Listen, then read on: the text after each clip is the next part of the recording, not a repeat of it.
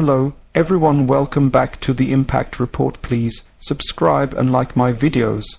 Today we dive into a major turning point, the dramatic events unfolding in Minsk and across Belarus, what we might call the Minsk Uprising.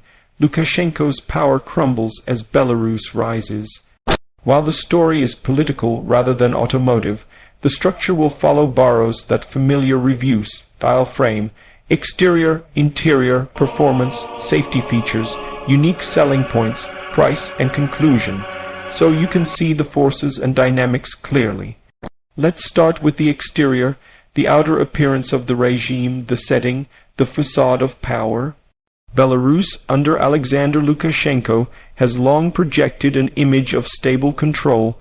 The capital Minsk's broad avenues, government buildings, and state media all broadcast a sense of unshakable authority. But that surface has begun to crack. In August 2020, after the contested presidential election, huge crowds poured into Minsk's main squares, notably on 23 August, when tens of thousands rallied despite warnings by the authorities. The exterior mask of unchallengeable rule suddenly looked vulnerable. Thousands carrying red, white opposition flags, chanting for change, confronting a regime that had counted on compliance. What once looked monolithic now appeared brittle, the facade fracturing under pressure. The spectacle of riot police, water, cannons, and mass detentions in central Minsk made it clear that the veneer of calm control was more desperate than confident. So the exterior here is not about a car or a device, but about a regime whose outer shell, the visible architecture of power, is showing stress. Now let's go deeper, the interior. This is large, detailed. We examine what's inside the system, the political institutions, the social fabric, citizens' moods, the opposition networks, the cracks, the pressures. Inside Belarus for decades there has been a tight system of centralized control. Lukashenko has ruled since 1994. Elections have repeatedly been criticized as not free or fair, opposition voices constrained. The 2020 election broke something inside. The official results declared Lukashenko the victor with high margins. The opposition rejected them, and that rejection triggered mass protests. Inside the country, people across age and employment groups, younger urbanites, women, factory workers, pensioners joined the demonstrations. The interior dynamic of Belarus had shifted. The old balance of control top-down, state monopoly, passive citizenry was challenged by a more energized society. Inside the regime's structure, we saw the security apparatus activated in full. Riot police, interior ministry troops, undercover agents, mass detentions, even reported torture of detainees. The opposition found creative tactics using social media, land network mobilization, forming barricades, occupying metro stations even when internet was hit. The interior of the Belarusian state revealed both its strength, repression, surveillance, control, and its weakness, citizen mobilization, inability to fully repress without backlash. Inside the social interior, the mood changed. A citizenry tired of authoritarianism, emboldened by seeing others join the streets, the opposition leader Svetlana Tsikhanouskaya emerged as a symbolic figure. The Belarus flag, the white banner banned by the regime since 1995, re-emerged as a symbol of resistance. Inside the country's social fabric, cracks appeared.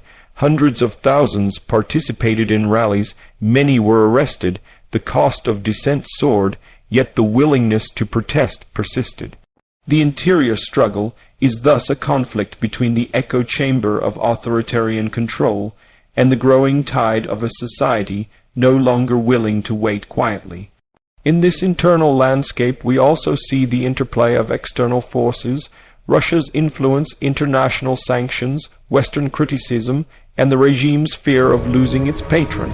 So the interior is complex. We have the authoritarian machinery, we have mobilized socially, political forces, we have international pressure, and we have a regime feeling both threatened and aggressive.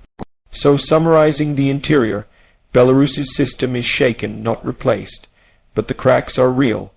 A regime built on passive compliance now faces active resistance. The machinery can still repress, but at what cost? The citizenry is engaged in ways unseen for decades. The opposition, though fragmented, has found new energy. The state's interior architecture is stressed, and the shockwaves felt across society. Moving on to performance. We position how the regime has been doing, how it has responded, how the protests have functioned, how events have unfolded. The performance of the authority was initially confident. After the August 2020 election, official proclamations of victory, swift deployment of riot forces, attempts to quell the protests, but performance faltered. Mass protests in Minsk and other cities showed the regime's grip loosened. The performance of the protest movement was strong. Large numbers, organized tactics, widespread engagement despite repression. The state's performance in repression was brutal and efficient, but its performance in legitimacy was failing. The world watched, condemnation followed, sanctions threatened. The protest performance signaled a new kind of political dynamic in Belarus. It was not yet a revolution in the classic sense, but a sustained challenge to authoritarian rule. So overall, the performance of both sides changed. The regime cannot simply rely on old playbooks, and the opposition has shown it can mobilize efficiently. The product being reviewed here is the power of Lukashenko's regime. Its performance is being tested, and the verdict remains open. Next, safety features. Normally this would refer to protections, safeguards. In this context, we talk about the regime's safeguards against collapse, and the protest movement's safeguards against retaliation, and what ensures citizens' safety or risk. On the regime side, safety features include a full security apparatus, loyal military units, control of media, ability to detain tens of thousands. For example, the UN reported more than 450 documented cases of torture and ill-treatment of detainees after the 2020 election. That repression is part of the regime's safety feature, shield, scare the population into submission. Another safety feature, alliance with Russia, which ensures external backing and security guarantees. On the opposition/citizen side, safety features are weaker. There is risk of arrest, beatings, disappearance, but there are certain safeguards: international attention, social media documentation, diaspora support, solidarity networks abroad. The widespread nature of the protests acts as a kind of collective protection, harder to detain everyone, but the safety of the citizen as a participant remains precarious. In short, the regime's safety features are strong but costly. The opposition's are fragile but creatively adaptive. Now let's discuss unique selling points. Again, borrowing the review lens, we treat this uprising/story as a kind of product with distinguishing features. The unique selling points here include 1. Massive scale, one of the largest protest movements in Belarus's history. For example, thousands in Minsk, even over 200,000 reported on a key rally. 2. Symbolic resonance, the use of the band white flag, the emergence of Tsikhanouskaya as a leader, the revival of civil society activism. These give the movement a strong symbolic identity. 3. Authoritarian fragility exposed. The regime, long assumed solid, turned out to be susceptible to citizen mobilization and surprise tactics. The last dictator in Europe, idea gained fresh traction. 4.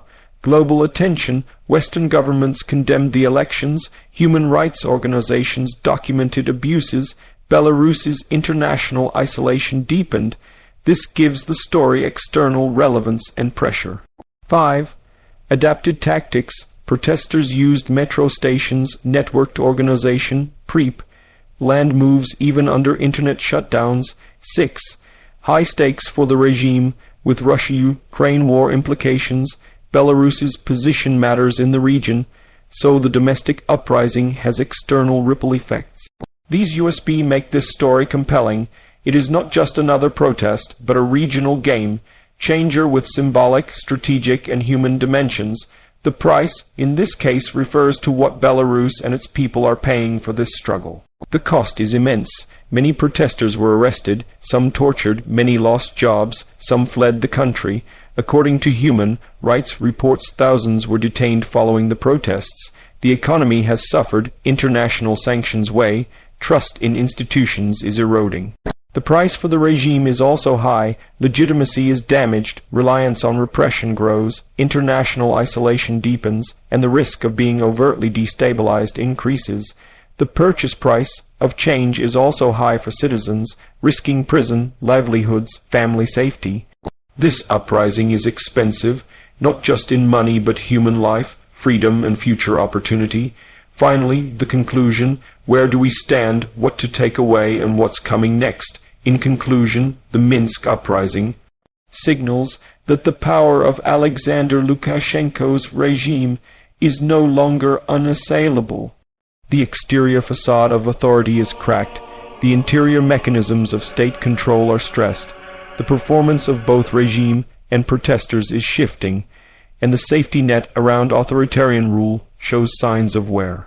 The unique selling points of this moment, mass mobilization, symbolism, regional importance, make it a watershed. The price being paid is steep, but for many Belarusians the cost of inaction felt higher. What's next? The regime may hold on for now, thanks to its security, apparatus, and external backing, but the momentum of the citizen movement is something that cannot simply be repressed indefinitely without further international repercussions. Observers note that while the 2020-21 protests did not immediately topple the regime, they changed the social contract and raised expectations of accountability.